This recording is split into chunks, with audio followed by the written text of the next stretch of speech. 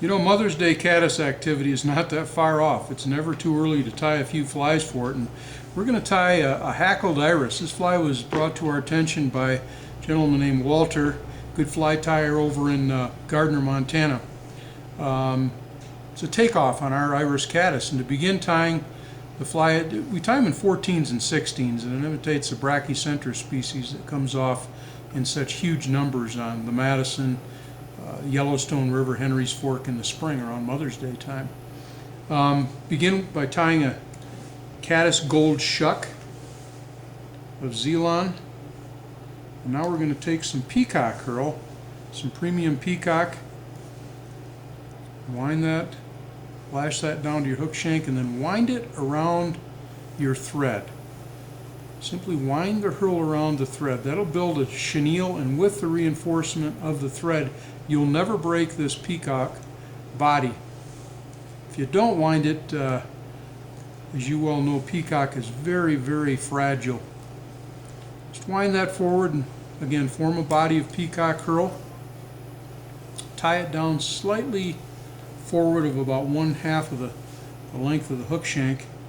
Now we're going to take a material that's a little bit stiffer than Zelon, used for real heavy water caddis, and again for big water caddis like on the Yellowstone and the lower Madison. And this is a product called Widow's Web. Comes from Montana Fly, and I like a kind of a dun gray wing to imitate the almost slate gray wing of the natural. And again, take a few fibers, fold it like that, loop it like that. That's going to form the emerging wing of this caddis. Measure it, pinch it, tie it down, and it should envelop that body from side to side. Now trim this, and next we're going to actually add some hackle to this fly. And I'll take a whiting saddle or similar saddle dyed real dark olive, again to imitate this brachycentra species. I'm going to tie that on. Now I'm going to take some ice dub, and this is pheasant tail ice dub. It's got a lot of sparkle in it, and either pheasant tail or light olive. And we're going to dub a thorax of this material. This fly is a real fat, if you will, robust caddis. So tie this fly with a little beef to it.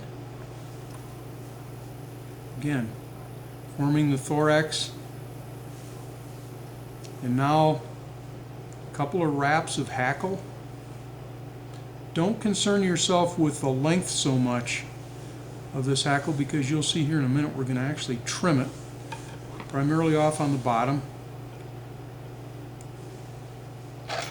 Trim that excess hackle out of the way, make 2 or 3 wraps, and now whip finish. Now what I like to do is take my scissors and just notch out a V on the bottom. Just notch out a V of the hackle. Get a front view. You can see how we've taken some of the hackle off the bottom there.